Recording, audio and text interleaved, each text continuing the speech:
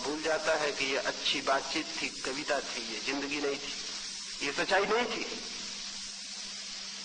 और इस बात को याद रख लेता है कि मैं उन मित्रों में से मुझे जान दे देगा, लेकिन न तो हमारा प्रेम सच्चा है, न हमारी मित्रता सच्ची, न हमारा आदर सच्चा है। अगर हमारा प्रेम सच्चा होता, हमारी मित्रता सच्ची होती, हमारा आदर सच्चा होता, तो ये सड़ी गली और कुरूप दुनिया हम पैदा करते जो हमने पैदा की। हर पति अपनी पत्नी को प्रेम कर रहा है, हर बाप अपने बेटे को प्रेम कर रहा है, हर माँ अपने बच्चों को प्रेम कर रही। तो सारी दुनिया में इतना प्रेम है और इतनी रद्दी दुनिया पैदा हुई। इतने प्रेम से इतनी रद्दी दुनिया पैदा हो सकती थी, इतनी कुरूप, इतनी घृणित ये दुनिया हमारे सब। अगर प्रेम सच्चा होता तो उससे पैदा हो सकती थी। 3000 वर्षों में 15,000 युद्ध हमने लड़े। 3000 वर्षों में 15,000 युद्ध हमें लड़ने पड़ते। 3000 वर्षों में 15,000 युद्ध किस बात की खबर देते हैं? हमारे भीतर प्रेम है या कि घृणा?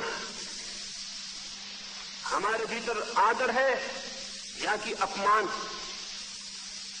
हमारे भीतर मित्रता है या शत्रुता है? अगर कोई भी आदमी आंख खोल के इस दुनिया को देखेगा तो उसे ये शक पैदा हो जाना स्वाभाविक है कि प्रेम की बातें अभिनय होंगी, मित्रता की बातें कविताएं होंगी। अगर वे सच्चाइयां होती तो जिंदगी और होनी चाहिए थी, जैसी वो बिल्कुल नहीं है। कौन इस दुनिया को बना रहा है? हम सारे लोग इस दुनिया को बना रहे हैं। कौन इस समाज का घटक है? हम सारे लोग। और हम सारे लोग तो बहुत प्रेम से भरे हुए लोग। तो फिर इस दुनिया में ये अप्रेम और घृणा और हिंसा कहां से आ जाती? हमारे अतिरिक्त कोई और रास्ता भी है इसके आ जाने का? निश्चित ही असलियत कुछ और होगी, अभिनय हमारा कुछ और है। बड़े व्यापक पैमाने पर दुनिया में जो प्रकट होता है वो हमारी असलियत है, और अपने अपने घर में बैठ के हम जो बातें करते हैं वो अभिनय है। जिसे हम कहते हैं कि मुझे तुमसे प्रेम है, क्या उस सच में हमें प्रेम है? क्या हमने कभी भी उसका मंगल और कल्याण चाहा है? क्या उस प्रेम में भी हमारी ईर्ष्या और घृणा सम्मिलित नहीं है?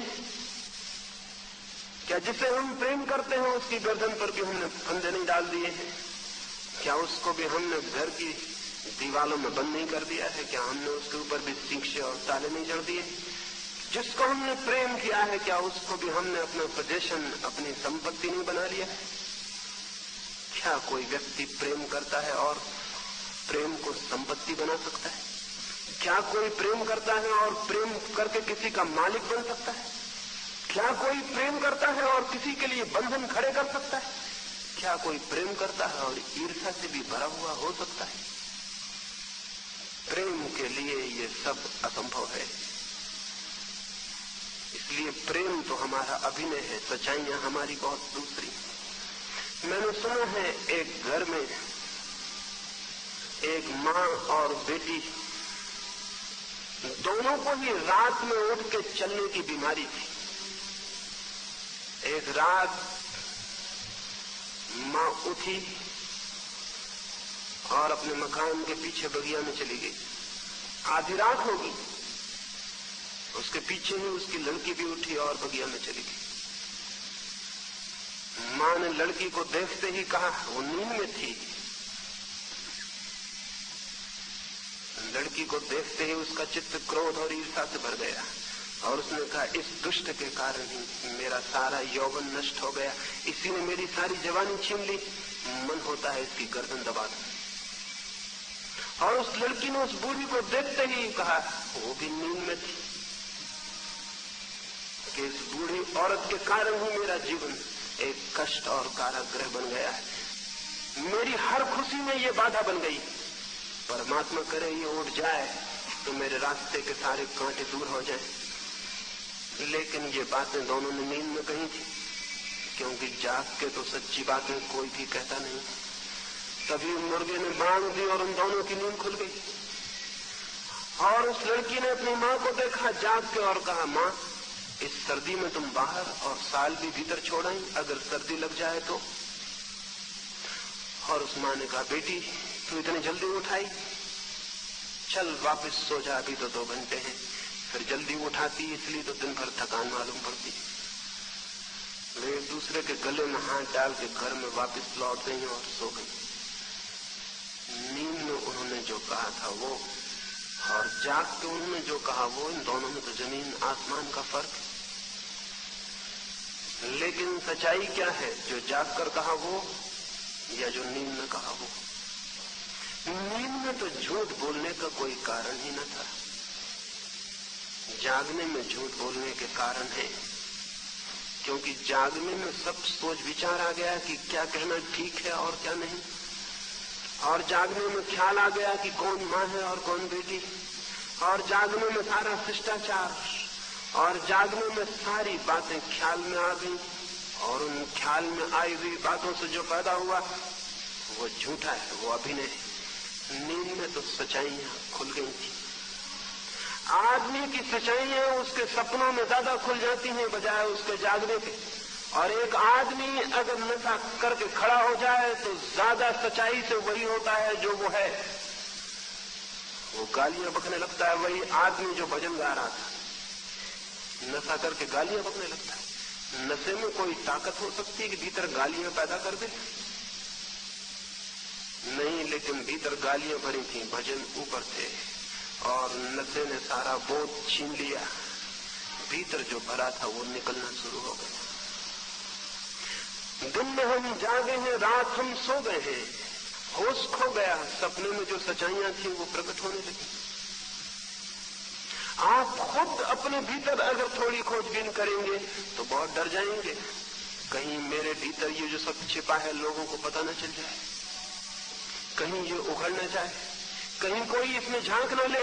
इसलिए जो हमारे भीतर छिपा है हम उसके ऊपर दीवार पर दीवारें खड़ी करते चले जाते हैं ताकि उसका किसी को पता न लगे, ताकि वो छिपा रहे, ताकि कोई उसमें झांक न ले। हमारा निकटतम मित्र भी हमारा इतना निकट नहीं होता कि हम उसे अपने भीतर झांकने दें।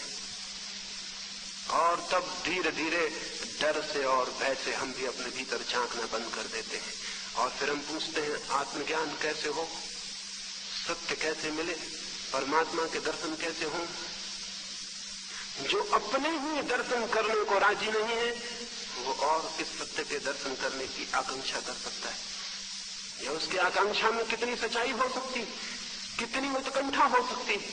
मनुष्य के समक्ष मनुष्य का मन जैसा है, क्रोध, हिंसा और ईर्ष्या जो कुछ भी है उसे बहुत सरलता से वैसा ही जानना जरूरी है। सारे वस्त्र ओढ़े हुए उतार देने जरूरी है। नग्न चित्त के समक्ष खड़ा होना जरूरी है। ये तो पहली बात है कि हम अपने से बचना बंद कर दें। अगर किसी भी दिन हमें जीवन की गहराइयों में उतरना हो और किसी भी दिन हमें जीवन के अर्थ और अभिप्राय को जानना हो और किसी भी दिन हमें जीवन में छिपे सौंदर्य और आनंद की अनुभूति करनी हो तो अपने आप से पलायन बंद कर देना होगा, अपने आप से भागना बंद कर देना होगा।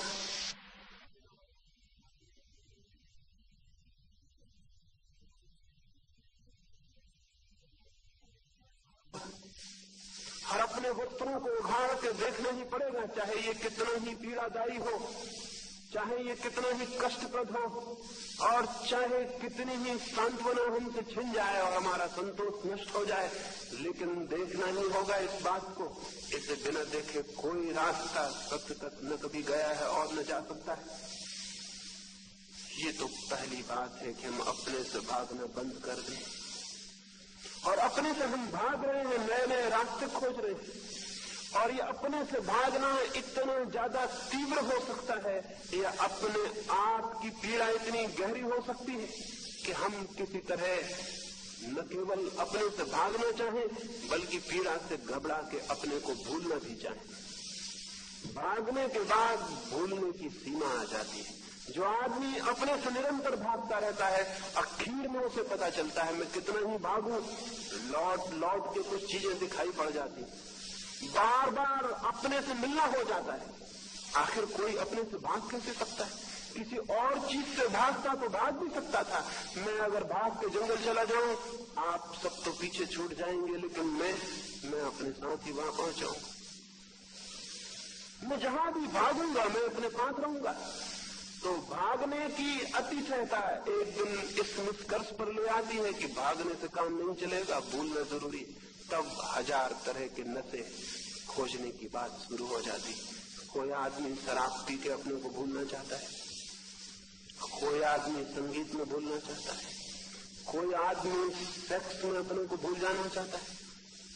कुछ भले लोग हैं वो इस तरह के नशे करने पसंद नहीं करते, तो उन्होंने भले आदमियों के नशे ईजाद कर लिए हैं। कोई राम राम जप के अपने को भूल जाना चाहता है, कोई मंदिर में जाके भजन कीर्तन करता है, नाचता है और भूल जाना चाहता है, कोई गीता और कुरान और बाइबल पढ़ता है और उन्हीं में अपने को भूल जाना चाहता है। लेकिन नशे चाहे अच्छे हों चाहे बुरे, उनका काम एक ही है कि किसी भांति हम अपने को भूल जाएं। वो जो हम हैं उसकी हमें स्मृति न रह जाए, वो द्वार बंद हो जाए जो हम हैं।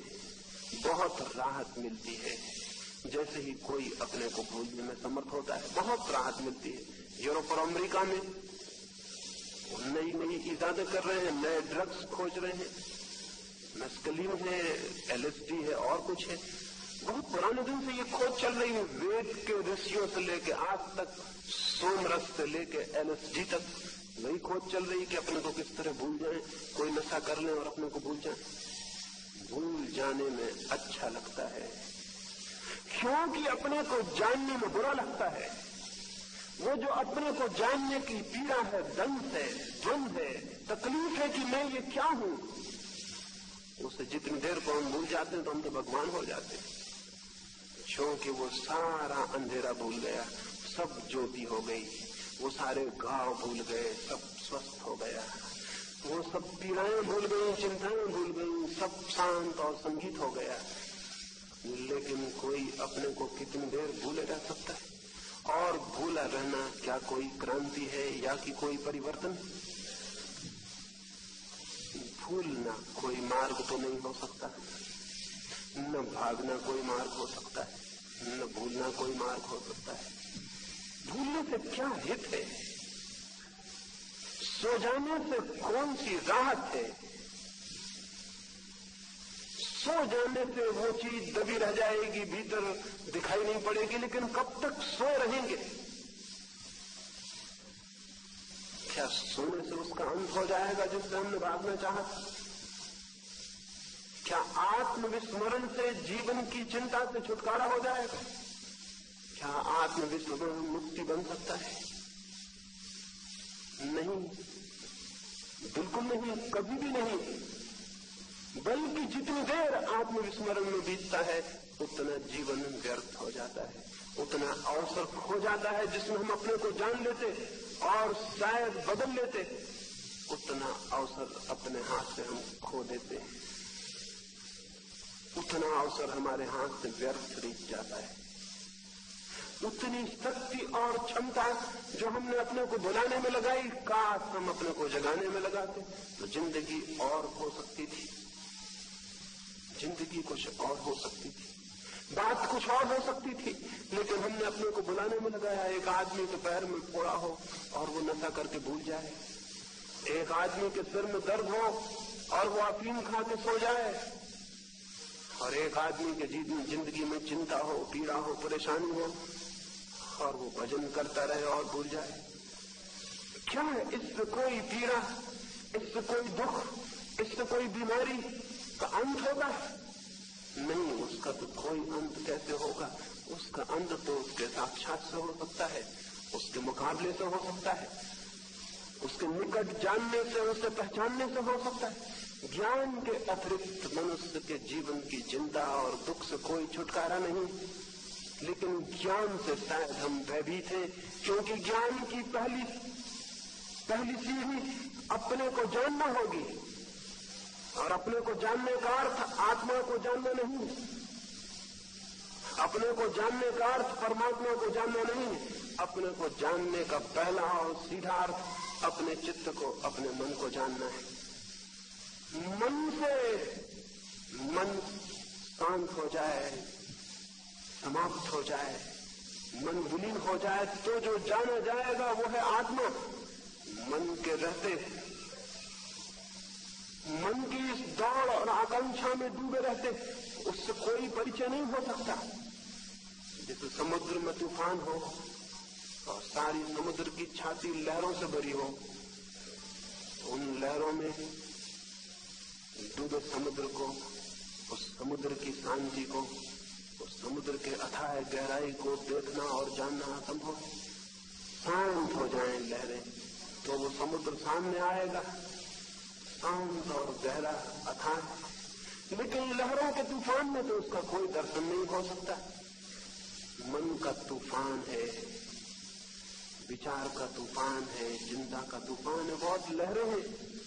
तो उन लहरों के नीचे छिपी आत्मा के सागर से कोई मिलन नहीं हो सकता। इन लहरों को जानना ही होगा। इन लहरों को जान के इनके विलीन होने पर ही पीछे छिपे सागर की अनुभूति हो सकती। तो पहला कदम बहुत नकारात्मक है और वो ये कि अपने से भागना बंद करें। लेकिन पहले तो ये समझ लें कि हम अपने से भाग रहे हैं। आमतौर से तो हम समझते हैं मैं भाग कर रहा हूं अपने से, लेकिन हम भाग रहे हैं। इस तथ्य को मेरे कहने से नहीं, अपने भीतर अपनी जिंदगी में खोजने से ही देखा जा सकता है। सुबह से सांझ तक हम भाग रहे हैं। जो हम हैं न हम जानना चाहते हैं और न दूसरे को जानने देना चाहते हैं कि हम क्या हैं।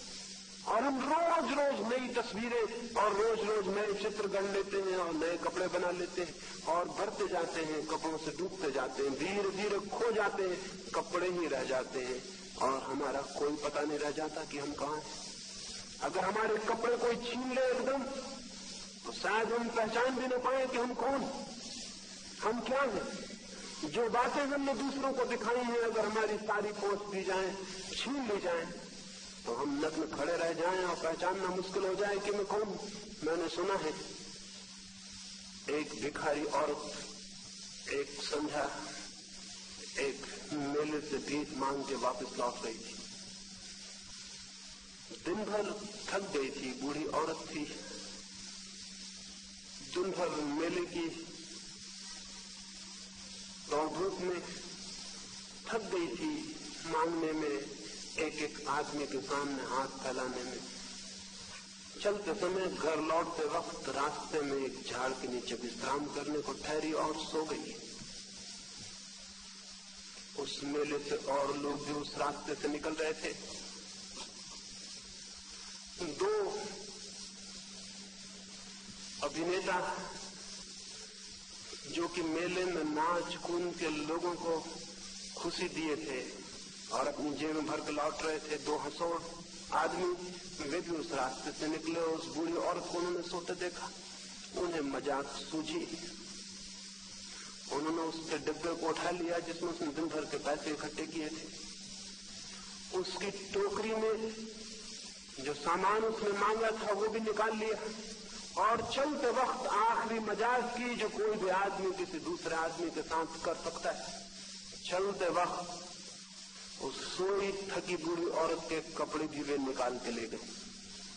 वो थकी बूढ़ी औरत नग्न पड़ी रह गई। सब कुछ उसका ले गए थे, उसके भिक्षा का पात्र, उसकी मांगी हुई चीजें, उसके पैसे और उसके वस्त्र भी। ये बड़ा मजाक था, क्योंकि उसके कपड़े ले गए होते, उसके भिक्षा के सामान ले गए होते तो कोई बात न थी, लेकिन उसके पहने हुए वस्त्र भी। कठिनाई हो गई। बूढ़ी की आधी रात के करीब नींद खुली। उसने हाथ फेरा तो पाया कि उसके वस्त्र नदारत है। वो बहुत हैरान हुई। उसे ख्याल आया कि मैं तो वस्त्र पहने हुई थी, फिर ये नग्न औरत कौन है। उसने अपने डब्बे को देखा, डब्बा नदारत था। उसने कहा मैं तो भिक्षा मांग के लाई थी और वस्त्र मेरा डब्बा भरा हुआ था पैसों से। डब्बा कहाँ है, मेरी टोकरी कहाँ है, मेरी पोटली कहाँ है, कुछ भी न था। और तब वो खड़ी हुई, उसने देखा उसके ऊपर कोई वस्त्र नहीं है। उसे बड़ी कठिनाई हो गई पहचानने में कि मैं कौन। उसे बड़ी हैरानी हुई कि मैं जो थी उसके पास तो वस्त्र थे, अब मैं कौन हूं और मैं कैसे पहचानूं कि मैं वही हूं या कोई और। उसने सोचा कि चलूं, अंधेरी रात है, घर चली चलूं, कोई रास्ते पर भी नहीं है, मेरा कुत्ता तो मुझे जरूर पहचान लेगा। उसके घर पर उसके पास अपना एक कुत्ता था। बूढ़ी औरत भीख मांग के आती थी तो कुत्ता दौड़ के बाहर आ जाता था, पूंछ हिलाने लगता था। सभी लोग कुत्ते पाल रखते हैं जो पूंछ हिलाएं और पहचाने, नहीं तो कोई भी आदमी अपने को पहचानने में कठिनाई पाएगा। सम्राट भी कुत्ते पाल रखते हैं, भिखारी भी, क्योंकि वो पूंछ हिलाते हैं तो खुद को पहचानने में आसानी होती है कि मैं वही हूं। वो बूढ़ी गई अपने घर, भागी हुई कि अब एक ही रास्ता है, अगर कुत्ता मुझे पहचान ले तो निश्चित हो जाए कि मैं वही हूं। कोई मेरे कपड़े ले गया और मेरा सामान ले गया और कहीं कुत्ते ने भी न पहचाना तो। वो डरी हुई थी, लेकिन एक ही उपाय था। वो घर गई और जैसा कि आप समझ सकते हैं कुत्ता नहीं पहचान सका, क्योंकि नंगी बूढ़ी उसने कभी देखी नहीं थी। कुत्ता बजाय इसके कि पूंछ हिलाता जोर से भौंकने लगा, एक अपरिचित, और वो बूढ़ी घबरा गई। उसने कहा तो बड़ी कठिनाई हो गई, कुत्ता भी नहीं पहचानता है कि मैं कौन। मुझे पता नहीं इसके आगे क्या हुआ, उस बूढ़ी ने क्या रास्ता खोजा और कैसे वो अपने को पहचान पाई।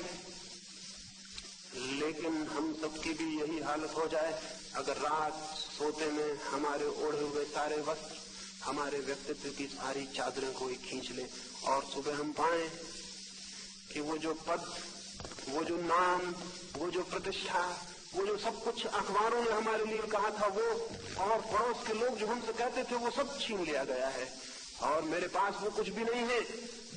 वो तख्तियां जो मैंने घर के आगे लगा रखी थी, वो सर्टिफिकेट जो मेरे पास थे, वो मेरे पास कुछ भी नहीं है। उस नग्न अवस्था में हम भी अपने को न पहचान पाएंगे। हम अपने को पहचानते ही नहीं, दूसरे लोग हमें पहचानते हैं, इसी से हम अपने को पहचानने लगते। कोई आपसे कहता है आप बहुत भले आदमी हैं और आपके भीतर एक ख्याल बन जाता है कि आप बहुत भले आदमी, और कोई कहता है आप बहुत बुरे आदमी हैं तो आपको चोट लगती है। क्यों कि पहले आदमी ने जो भले आदमी की आपके भीतर धारणा भर दी थी, ये उस धारणा को छीन रहा है और आप फिर खाली हो जाएंगे और भीतर फिर कोई धारणा न रह जाएगी। 24 घंटे हम अपने संबंध में एक इमेज, एक प्रतिमा खड़ा करने में लगे हुए हैं और ये प्रतिमा हम खड़ी कर भी लेते हैं। कोई कुछ बन जाता है, कोई कुछ, लेकिन भीतर वो जो हमारे छिपा है उससे हम अपरिचित ही रह जाते हैं। और ये प्रतिमा रोज रोज बदलनी पड़ती है क्योंकि आसपास के लोग रोज बदल जाते हैं। नेपोलियन हार गया और सेंट हेलेना के द्वीप में उसको बंद कर दिया गया। महान विजेता एक कैदी की भांति बंद हो गया था, लेकिन दुश्मनों ने भलमनसाहत बरती थी, उसके हाथ में हथकड़ियां नहीं डाली थी। द्वीप पर चलने फिरने की उसे आजादी थी, लेकिन द्वीप से भागने का कोई उपाय न था। सुबह ही सुबह वो घूमने निकला था और दुश्मनों ने ये भी भलमनसाहत की थी कि उसके डॉक्टर को भी उसके पास छोड़ दिया। डॉक्टर और वो दोनों घूमने निकले थे सुबह सुबह एक पगडंडी पर, उस ओर से छोटे से पहाड़ी रास्ते पर एक औरत अपनी घास की गठरी लिए हुए आती थी। नेपोलियन का डॉक्टर एकदम चिल्लाया और कहो घसियारिन रास्ता छोड़, देखती नहीं है नेपोलियन आ रहा है। लेकिन नेपोलियन ने उस डॉक्टर को कहा मेरे मित्र, वो प्रतिमा नष्ट हो गई जो कल तक मेरी थी, तुम भूल में हो, अब कोई नेपोलियन नहीं, मैं एक साधारण कैदी हूं। तुम वही प्रतिमा ढूंढ जा रहे हो जो कल तक मेरी थी, वो टूट गई, मुझे रास्ते से हट जाना चाहिए। और नेपोलियन रास्ते से हट गया और उसने कहा वो दिन गए जब मैं पहाड़ से कहता कि हट जाओ और पहाड़ हट जाते, आज एक घास वाली औरत के लिए मुझे हट जाना चाहिए। नेपोलियन बहुत समझदार आदमी रहा हो, इस बात को समझ सका कि वो प्रतिमा मैंने जो बनाई थी इतने दिन तक टूट चुकी है, हम सब भी अपनी प्रतिमा बना रहे हैं। हो सकता है मौत तक न भी टूटे, लेकिन इससे क्या फर्क पड़ता है? अगर हम अपनी प्रतिमा को ही जानते हैं तो वो प्रतिमा झूठी है, हमारी बनाई हुई है। और उस प्रतिमा को ही अगर हमने मान लिया कि मैं हूं, तो हम उसको कभी न जान सकेंगे जो वस्तुतः मैं हूं। जो प्रतिमा से उलझ गया वो आत्मा को कभी न जान सकेगा। इस प्रतिमा को इसके पहले की मौत तोड़ दे, या इसके पहले कि कोई बड़ी हार नेपोलियन की प्रतिमा को फोड़ दे, जो आदमी समझता है वो खुद ही इस प्रतिमा को तोड़ देता है और भीतर प्रवेश करता है। वही आदमी साधक है जो अपने हाथ से बनाई गई प्रतिमा को तोड़ के भीतर प्रवेश करता है। वो प्रवेश कैसे हो सकता है, उसकी चर्चा मैं कल सुबह आपसे करूंगा। आज तो मुझे इतना ही कहना था कि हमने एक झूठी प्रतिमा अपने बाबत खड़ी कर ली है, एक फॉल्स इमेज हमने बना लिया है। कोई वजह है, कोई कारण है इसलिए हमने ये बना लिया। आत्मज्ञान का जो अभाव है उसको भरने के लिए हमने एक झूठी प्रतिमा बना ली और उसी को मान लिया है कि मैं हूं। इस प्रतिमा के भीतर बिल्कुल उल्टी हमारे चित्त की स्थिति है। हमने ऊपर फूल चिपका लिए, भीतर दुर्गंध भरी है। हमने ऊपर रोशनी कर लिए, भीतर अंधेरा भरा है। और उस अंधेरे से हम डरते हैं कहीं उसका हमें पता ना चल जाए, क्योंकि उसका पता इस प्रतिमा की हत्या हो जाएगी, ये प्रतिमा टूट जाएगी अगर उसका हमें पता चल गया। लेकिन गुजरना ही पड़ता है इस रास्ते से उस प्रतिमा को तोड़ने के, अन्यथा कोई फिर और गहरे और भीतर नहीं जा सकता, फिर वो अपने से बाहर ही घूमता हुआ रह जाता है। और हम सब ने इतनी सुरक्षा कर ली इस प्रतिमा में कि इसमें कोई दरवाजा भी नहीं छोड़ते हैं कि कहीं हम भीतर जा सके, क्योंकि वो दरवाजे से कोई दूसरा भी भीतर जा सकता है और कहीं वो भीतर हमारे जाके देख ले। तो हमने सब तरह की सिक्योरिटी कर ली है, प्रतिमा को सब तरफ से बंद कर दिया है, अपने चारों तरफ खोल खड़ी कर ली है और उसके भीतर हम बंद हो गए। एक सम्राट ने एक महल बनाया था, उस महल की दूर दूर तक चर्चा हुई और दूर दूर के सम्राट उसे देखने आए। महल बहुत अद्भुत था, इतना सुरक्षित महल कभी भी नहीं बनाया गया था। पड़ोस का एक सम्राट उसे देखने आया। महल के मालिक ने एक एक महल का कोना कोना दिखलाया। सम्राट चकित हुआ, इतना सुरक्षित था वो कि चोर उसमें घुस न सकते थे, दुश्मन उसमें प्रवेश न कर सकते थे। एक ही दरवाजा था उस महल में, ताकि कोई भीतर ना आ सके, ताकि भीतर से कोई अनजान अपरिचित बाहर न जा सके। द्वार पर सख्त पहरा था। लौटते वक्त पड़ोसी सम्राट ने प्रशंसा की और कहा, बहुत सुंदर महल बनाया, बहुत सुरक्षित। मैं भी कोशिश करूंगा एक ऐसे महल को बनाने की। एक भिखारी द्वार पर खड़ा था, वो ये सुन के हंस पड़ा। मकान के मालिक ने पूछा, क्यों हंस पड़े हो, क्या बात है, कोई भूल है मेरे महल में? उस भिखारी ने कहा, एक भूल, इसमें ये एक दरवाजा है, ये भूल, ये दरवाजा भी नहीं होना चाहिए। इससे कोई और आ सके या ना आ सके, मौत इस दरवाजे से भीतर आ जाएगी और तुम असुरक्षित हो। भीतर बंद हो जाओ, ये दरवाजा भी बंद कर लो, तुम पूरी तरह सुरक्षित हो जाओ। कब्र में ही आदमी पूरी तरह सुरक्षित हो सकता है। इसलिए उल्टा भी सच है, जो आदमी पूरी तरह सुरक्षित हो जाता है वो कब्र में बंद हो जाता है। और हम सब ने अपनी अपनी कब्र बना ली है, अपनी अपनी प्रतिमाओं में, अपने अपने झूठे रूप में हमने अपनी अपनी कब्र बना ली, उसके भीतर हम सुरक्षित हो गए। ये सुरक्षा मौत है और इस मौत से बेचैनी और घबराहट पैदा होती। इस सुरक्षा से बाहर निकलने का मन होता है, स्वतंत्रता की आकांक्षा होती, चिंता होती है, अशांति पैदा होती। तब हम पूछते हैं कि हम शांत कैसे हो जाएं, हम मुक्त कैसे हो जाएं। अमुक्ति हमने बना ली है, बंधन हमने खड़े कर लिए, दीवारें हमने बना ली है, कब्र हमने खड़ी कर ली और हम पूछ रहे हैं सारी दुनिया में कि हम मुक्त कैसे हो जाएं। कौन करेगा मुक्त आपको? कोई तीर्थंकर करेगा, कोई अवतार करेगा, कोई बुद्ध करेंगे, कोई गुरु करेगा, कोई किसी को मुक्त नहीं कर सकता। आप तो अपनी दीवारें खड़ी कर रहे हैं और चिल्लाते हैं कि हमें मुक्त होना है। कृपा करें, पहचाने आप अपनी अमुक्ति खुद हैं।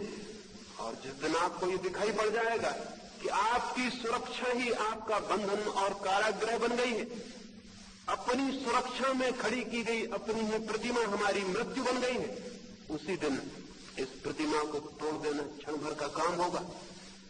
आप इसको बनाते हैं, इसलिए यह है। जिस दिन आप नहीं बनाते हैं उसी दिन ये विलीन हो जाती है। इसकी अपनी कोई सामर्थ्य और शक्ति नहीं है। अमुक्ति मनुष्य का अपना सृजन है, और जिस दिन वो इसका सृजन बंद कर देता है उसी क्षण मुक्त हो जाता है। और जो मुक्त है उसके लिए न कोई दुख है, न कोई पीड़ा है। उसके लिए शाश्वत आनंद के, अमृत के द्वार खुल जाते हैं, और उस आनंद में वो जिसे पहचानता है वही परमात्मा है। तब सब तरफ परमात्मा ही शेष रह जाता है। जब तक हम अपने कारागृह में बंद हैं तब तक हमारे भीतर भी परमात्मा नहीं है, और जिस दिन हम अपने कारागृह को तोड़कर मुक्त हो जाते हैं उसी दिन सब तरफ भीतर और बाहर वही है, केवल वही है, केवल परमात्मा ही है।